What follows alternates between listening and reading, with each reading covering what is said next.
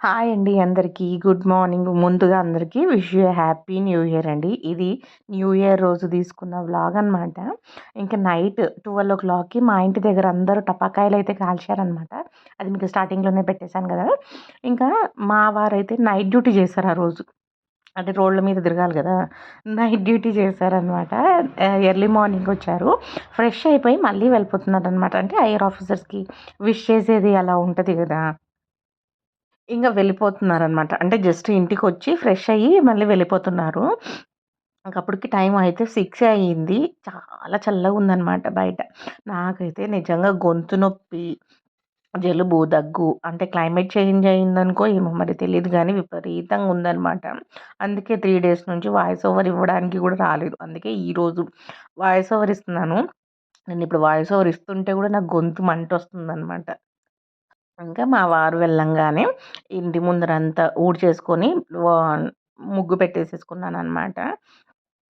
నాకైతే డిజైన్‌లెక్కువ పెద్దగా రావన్నమాట వేయడానికి. సో, నాకొచ్చిన దాంట్లో సింపుల్‌గా అలా వేసేసాను. ఇంకా బయట పనంతా అయిపోయిన తర్వాత ఆ రోజు స్కూల్ లేదు గాబట్టి, ఇంకా అంట్లు గూడా తోమేసేసి ఇల్లంతా ఊడ్చి, తూడ్చేసాను. అలాగే బెడ్‌షీట్స్, దివానా కవర్స్ అవన్నీ మార్చేసి వాషింగ్‌కయితే వేసేసాననమాట. ఇంకా పూజ చేసుకున్నాననమాట. దేవుడికైతే ఇలా పూజ చేసేసేసుకొని పిల్లలకైతే టిఫిన్ అప్పటికే చేసి ఇచ్చేసానులెండి. చూడండి టైం అయితే ఇంకా 10 కూడా అవ్వలేదు. అప్పుడే ఎండయితే విపరీతంగా వస్తుందనమాట. తెల్లారుజామునేమో విపరీతమైన చలి పడుతది.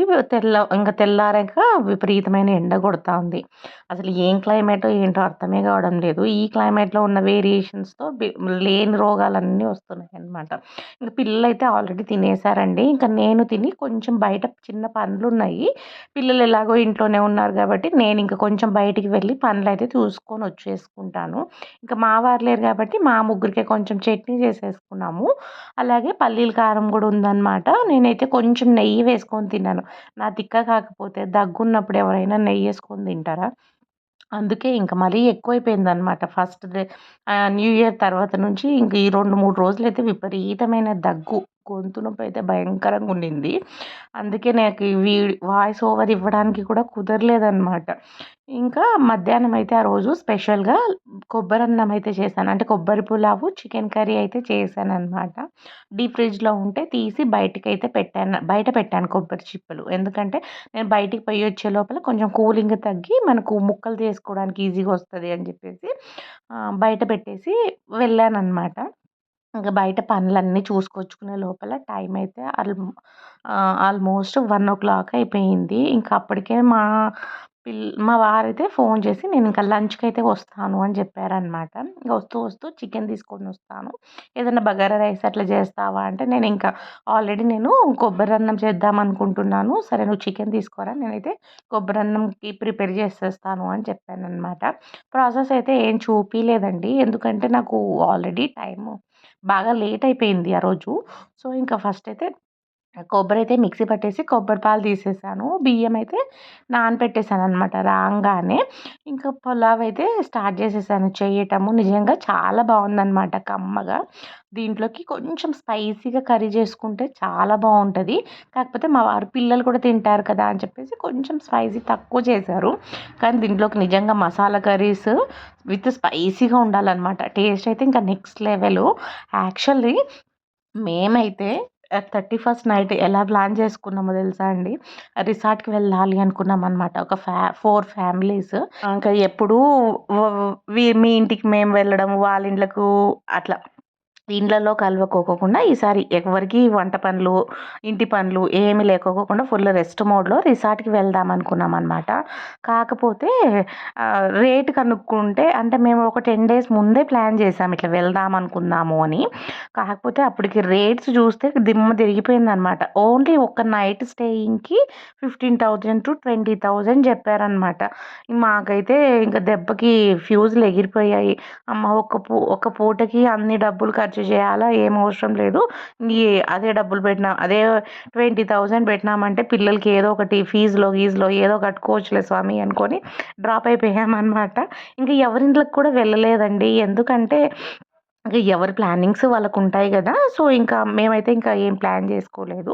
ఇంక మా వారైతే ఆఫీస్ నుంచి మళ్ళీ ఆఫీస్‌కైతే వెళ్ళిపోయారనమాట. అంటే ఏంటో అండి, పండగ లేదు, పబ్బం లేదు. ఎప్పుడు ఆఫీస్‌లు, డ్యూటీలు అనుకుంటూనే ఉంటారు వీళ్ళైతే. ఇంకా మేమైతే మా మధ్యాహ్నంది కొంచెం హెవీగా అనిపిచ్చిందనమాట. కోకోనట్ రైస్ అది తినడము. సో, మా వారొచ్చేసి నైట్ డిన్నర్‌లోకి ఏదైనా లైట్‌గా ప్లాన్ జెయ్యి అంటే లైట్‌గా చెయ్యి అని జెప్పారనమాట.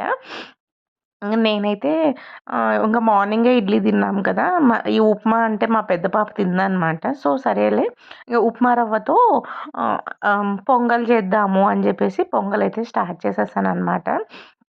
నేను నిజంగా న్యూ ఇయర్‌కి కేకులు కానీ, స్వీట్స్ కానీ ఏమి అంటే కేక్ మా వారు తెప్పిస్తానన్నారు పాపం. పిల్లలున్నారు కదా! తెప్పిస్తాను అనన్నారు గానీ, విపరీతమైన దగ్గనమాట మాకు ముగ్గురికి. అంటే మీకు కొంచెం వాయిస్ ఓవర్ ఇస్తుంటే గూడా నాకు దగ్గొస్తుంది. విపరీతంగా కాఫ్ ఉందనమాట. నాకును, పిల్లలకి ఇద్దరికి. వద్దే వద్దు అసలకి. ఇప్పటికే దగ్గలేక చచ్చిపోతున్నాము. ఇంక మళ్ళీ నువ్వు కేక్ తెప్పించావంటే ఇంక ఆ పిల్లలు అదయిపోయేదాకా వదలరు. మరీ ఎక్కువైపోతది అని చెప్పేసి నేనింక వద్దని చెప్పాననమాట. నేనింక ఇంట్లో స్వీట్స్ కూడా ఏం చేయలేదండి ఆ రోజు. కొంచెం దగ్గు తగ్గిన తర్వాత ఏమైనా చేసుకుందాంలే అన్నట్టు ఉన్నాననమాట. ఇంకా హ్మ్. పొంగలైతే చేసేసాను కదా! పొంగలొచ్చేసి నేను కప్పు అంటే ఒక గ్లాస్ రవ్వ తీసుకున్నాను. అదే గ్లాస్‌తో పెసరపప్పు కూడా తీసేసుకున్నాననమాట. సిమ్‌లో పెట్టుకొని బాగా దోరగా వేయించాలనమాట. అంటే పెసరపప్పు రంగు మారిపోతది. అలాగే ఉప్మా రవ్వ కూడా మనకు వైట్ కలర్ లాగా వస్తదనమాట. అంతసేపు వేయించేసుకొని 2 కప్పులు అయితాయి గదా! ఒక కప్పు రవ్వ, ఒక కప్పు పెసరపప్పు. ఆ 2 కప్పులకి కలిపేసి నేను ఒక 6 కప్పుల నీళ్లు వేసేసి ఇలా ఉడికిచ్చేసాననమాట. ఉడికించడం కూడా సిమ్‌లో కాకోకుండా, హైలో కాకోకుండా మీడియం ఫ్లేమ్‌లో పెట్టి ఉడికించుకోవాలనమాట. ఇంకా కన్సిస్టెన్సీ అయితే మరీ గట్టిగుంది గదా! అది పొంగల్లాగా కనిపియట్లేదు. సో, నేనింక మళ్ళీ ఒక 2, 3 కప్పులు వాటర్ తీసేసుకొని వేడి చేసుకుంటున్నాననమాట. అంటే మనకు కొంచెం లిక్విడ్ కన్సిస్టెన్సీ ఉంటే తినడానికి బావుంటది గదా! అని జెప్పేసి ఇలా పెట్టేసుకున్నాను. యాక్చువల్‌గా వేడి నీళ్ళే కుక్కర్‌లో పోద్దామనుకున్నాను ఫస్ట్. సో, మరీ ఎక్కువైపోతది అన్ అని కుక్కర్‌లో ఉన్న రవ్వని గిన్నెలోకి మార్చేసేసుకున్నాననమాట. ఇది కొంచెం ఉడికే లోపల నేనింక చట్నీ గూడా ప్రిపేర్ చేసేసుకుంటున్నాను. పల్లీ చట్నీ చేశాను. పొంగల్‌లోకి పల్లీ చట్నీ బావుంటది గదా! పొంగల్‌లోకి సాంబార్ కానీ, ఏదైనా బానే ఉంటది. యాక్చువల్‌గా అయితే నేను పచ్చడి చేయకూడదనుకున్నాననమాట. ఎందుకంటే టమాటో పచ్చడి ఉందనమాట ఇంట్లో. ఇంక దీంట్లోకి టమాటో పచ్చడి వేసుకొని తిన్నా కూడా బానే ఉంటదిలే అని అనుకున్నాను గానీ, ఇంక మళ్ళీ మా పిల్లలుండి, "మమ్మీ వైట్ చట్నీ చెయ్యి బావుంటది" అనంటే వాళ్ళ కోసం కొంచెం చేశాననమాట. మరీ ఎక్కువ గాదు. ఇంక అలా చేసేసి దానికి పోపు కూడా పెట్టేశాననమాట. ఇంకా పోపయితే పెట్టేశాను. నేను ఈ ఇయర్ కొంచెమండి హెల్త్ కాన్షియస్‌గా ఉండాలి అని అనుకుంటున్నాననమాట. అంటే తిక్క తిక్క ఫుడ్‌లన్నీ తినుకోకోకుండా కొంచెం హెల్తీగా పెట్టుకోవాలి అని అనుకుంటున్నాననమాట ఫుడ్‌లో. మనం మెయిన్‌గా చేంజ్ రావాల్సిందే ఫుడ్. ఫుడ్‌లో మంచిగా హెల్తీ వర్షన్‌లో తీసుకొచ్చినామంటే ఆటోమేటిక్‌గా మన బాడీ కూడా సెట్ అయిపోతది అని అనుకుంటున్నాననమాట ఈ ఇయర్ అయితే. ఎందుకంటే లాస్ట్ ఇయర్ చెప్పాను గదా! చాలా సఫర్ అయ్యామనమాట హెల్త్ ఇష్యూస్‌తో. సో, ఇంక మనం కూడా బాగా కొంచెం స్ట్రాంగ్ ఉండాలి. అంటే ఇంకా జెంట్స్‌కి ఒక 40 ప్లస్, మనకి లేడీస్‌లో 30 ప్లస్ దాటినామంటే ఇంక హెల్త్ ఇష్యూస్ అయితే మేమున్నాము అన్నట్టు వస్తాయన్నమాట ఒక్కొక్కటి, ఒక్కొక్కటి. సో, వస్తాయి. వచ్చే వాటినైతే మనం తప్పించుకోలేం గానీ, కొంచెం హెల్తీగా ఉన్నామనుకోండి, కొంచెం పోస్ట్‌పోన్ అయితాయి గదా! అదంటారు గదా! ఏదో prevention is better than cure అని. ఎప్పుడో 4 నెలలకో, 5 నెలలకో రావాల్సిండేటివి ఒక 1 ఇయర్, 2 ఇయర్స్ తర్వాత వస్తాయి. సో, ఇంక మనం గూడా తినే తిండిలో కూడా అన్నీ ఆహ్, సమపాలంగా ఉండేటట్లు జూసుకోవాలి అన్నట్టు అనుకుంటున్నాననమాట ఈ ఇయర్ అయితే. ఎందుకంటే మనం బావుంటేనే గదా! ఫ్యామిలీని చూసుకోగలుగుతాము. ఎవరు సిక్ అయినా మనం పెద్దగా అంటే మనం టేక్ కేర్ చేసుకుంటాం ఫ్యామిలీని. మనము లేడీస్ సిక్ అయ్యామంటే మొత్తం ఫ్యామిలీయే సఫర్ అవుతదనమాట. మగవాళ్ళే కానీ, పిల్లలే కానీ, మనమే కానీ అందరూ సఫర్ అవ్వాల్సొస్తది. సో, నేనైతే ఈసారి కొంచెం ఈ ఇయర్ ఇప్పటి నుంచి కొంచెం హెల్త్ కాన్షియస్‌గా ఉండాలి అని అనుకుంటున్నాననమాట.